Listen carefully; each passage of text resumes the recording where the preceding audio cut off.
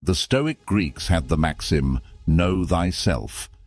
How do we, in this digital age, come to know ourselves in terms of our personalities and, more importantly, our potential?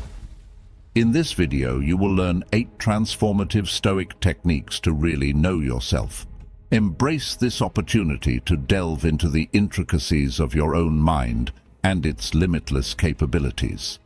If you are on a journey towards personal growth and deep self-discovery, stick with us until the end. Let our journey to a more self-aware you begin. 1. Watch yourself like you're watching a stranger. Have you ever wondered how differently we might act if we stepped outside ourselves and observed our actions and reactions as if we were someone else? This idea lies at the heart of a powerful Stoic technique, observing oneself with the detached curiosity of a stranger. We're often tangled in our web of emotions and biases, leading to a clouded view of who we are. Let's break it down.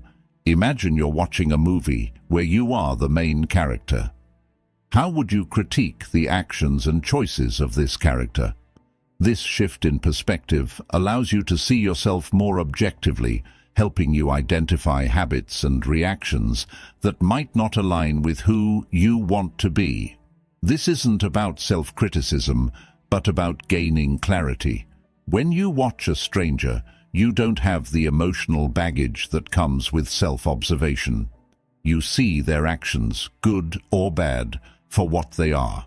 This is what we're aiming for, a clear, unbiased view of ourselves. The Stoics teach us to observe without judgment, like a scientist watching an experiment. When you feel anger rising, step back. Ask yourself, why am I angry? Watch your emotions as if they aren't yours. This practice brings a surprising clarity. Instead of being swept away by emotions, you start understanding their roots. It's not about suppressing feelings, but understanding them from a distance. This perspective is crucial in a world where emotions can be as fleeting as social media trends, yet as impactful as real-life decisions. This shift in perspective isn't easy, but it's powerful. Remember this Stoic wisdom by Seneca. We suffer more often in imagination than in reality. By observing yourself objectively, you reduce unnecessary suffering caused by misconceptions and overreactions, leading to a more peaceful and authentic life. 2. Accept yourself completely, the good, bad, and ugly. You know how, when you look in the mirror, you sometimes focus only on the flaws. It's easy to do that with our personalities too, fixating on our mistakes or the parts of us we don't like. This constant self-criticism creates an inner narrative that's far from kind. But here's the thing. True growth starts with accepting every part of yourself, the good, the bad, and yes, even the ugly. It's about acknowledging your whole self without denial or overemphasis on the negatives. Stoicism isn't about just seeing the bright side, it's about seeing the real side. It teaches us to embrace our entire being. When you accept yourself, flaws and all, you're not giving up on improvement. You're starting from a place of honesty, and with honesty comes the power to change.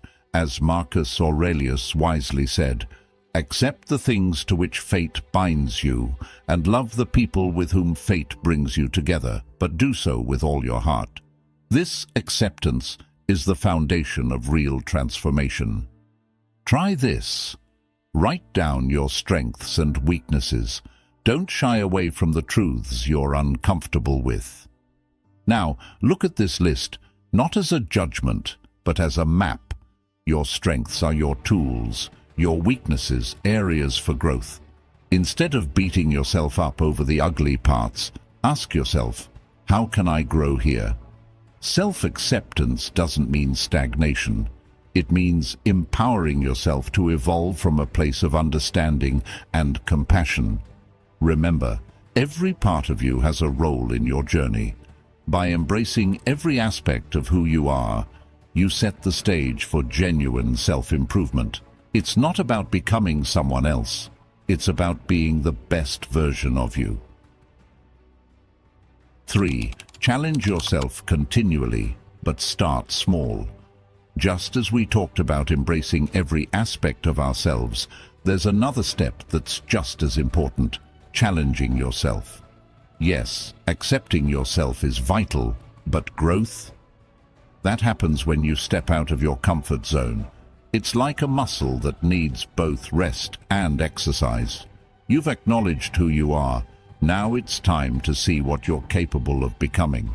Stoicism teaches us the value of continuous self-improvement. But here's the key: start small. Big leaps can be overwhelming and often lead to setbacks. It's like trying to climb a mountain in one giant step. Instead, take it one small hike at a time. Epictetus said, "No great thing is created suddenly." Apply this wisdom by setting small, achievable goals. Want to be more patient? Try holding back a quick reply in your next conversation. Aspire to be more fit? Start with a short daily walk, not a marathon. Here's something you can do today. Identify one small thing you've been avoiding or wanting to improve. Make a plan to tackle it in the simplest, smallest way. If it's reading more, start with a page a night. If it's speaking more confidently, practice with a close friend or in front of a mirror. Celebrate these tiny victories. They may seem small, but they're the stepping stones to greater achievements. Your potential is like a dormant seed, waiting for the steady water of effort and the nourishment of persistence to grow into something extraordinary. Remember, every big journey starts with a small step. By challenging yourself in bite-sized pieces, you're not only building your abilities, but also your confidence. 4. Compare yourself to who you were yesterday, not to who someone else is today. Have you ever caught yourself scrolling through social media, feeling a bit down because everyone else seems to be doing better? It's easy to fall into the trap of comparing ourselves to others, but here's the truth. The only fair comparison is with the person you were yesterday. This isn't just about feeling better.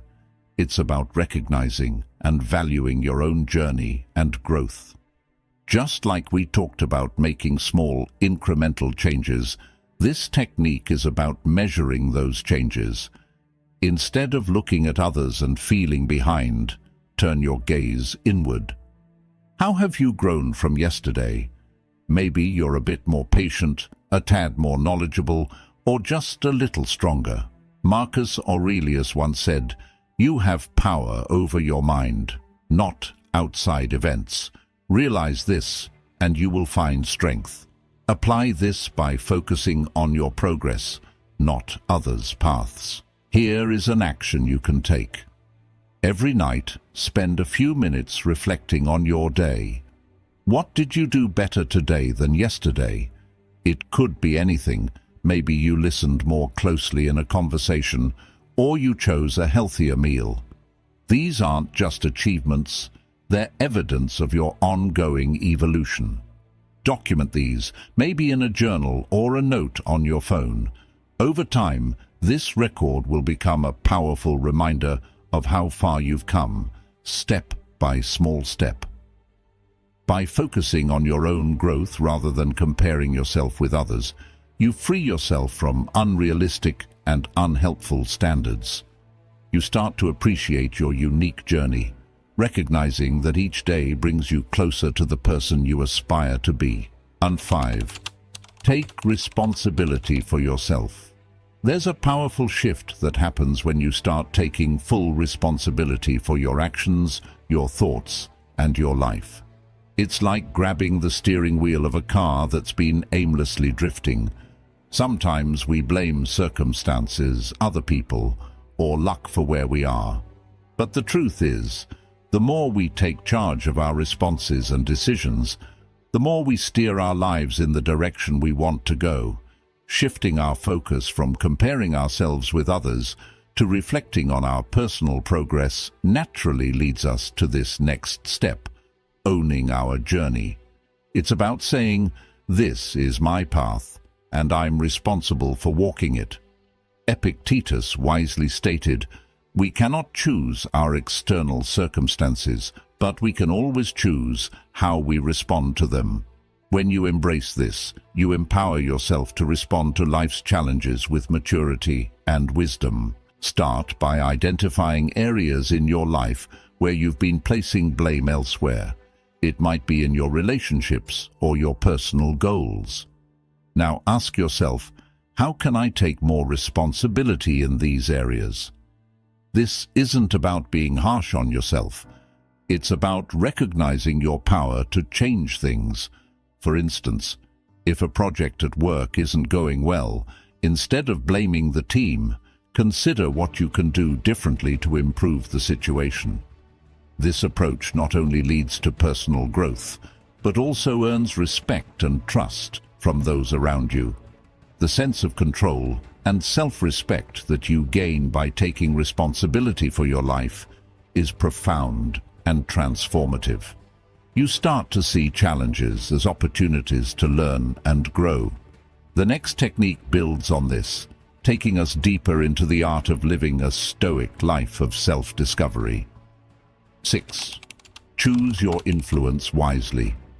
Every day, whether we realize it or not, we're influenced by the people, media, and environment around us. It's like the air we breathe, sometimes refreshing, other times polluted. These influences can shape our thoughts, actions, and ultimately, our lives. The problem arises when negative or toxic influences start steering us away from who we truly are or want to be. Recognizing and choosing these influences wisely is crucial for our growth and well-being. As we embrace taking responsibility for our lives, as discussed earlier, part of this empowerment is choosing who and what we allow to influence us. Seneca once said, "Associate with people who are likely to improve you." Surrounding yourself with positive, supportive, and inspiring people can propel you forward. Similarly, choosing media that uplifts and educates rather than degrades and distracts is vital in your journey of self-improvement. Start by evaluating your current circle of influence. Are there people who consistently drain your energy or lower your aspirations? It might be time to reassess these relationships. In the same vein, consider the media you consume. Does it enrich your mind or clutter it? Actively seek out individuals and resources that align with your values and goals. Whether it's books, podcasts, or conversations, ensure they contribute positively to your growth.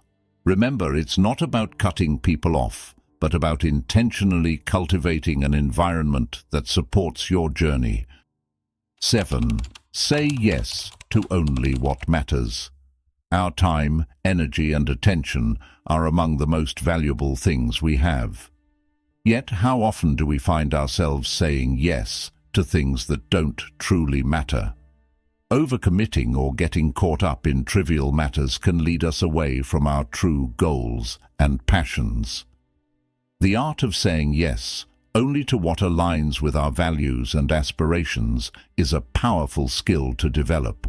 Reflecting on our last discussion about choosing influences wisely, this principle extends to our decisions and commitments. It's about aligning our actions with our values.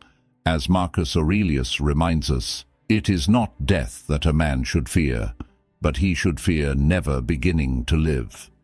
Living truly means making choices that resonate with who we are and what we want to achieve, not just filling our time with busyness. Start by assessing how you currently spend your time.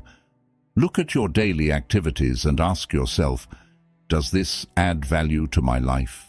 Does it align with my goals? If the answer is no, it's time to reconsider that commitment.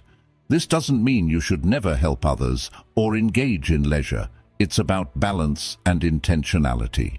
For example, before taking on a new project or attending an event, Weigh its importance against your personal and professional goals. Will it bring you closer to where you want to be?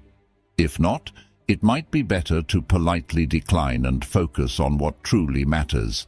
Saying yes only to what's truly important helps you live a more focused, fulfilling life. It's about choosing quality over quantity in every aspect of your existence. In the next technique, we'll delve into another Stoic technique that will help you maintain this focus and live in accordance with your true self. Stay tuned. 8. Make others better.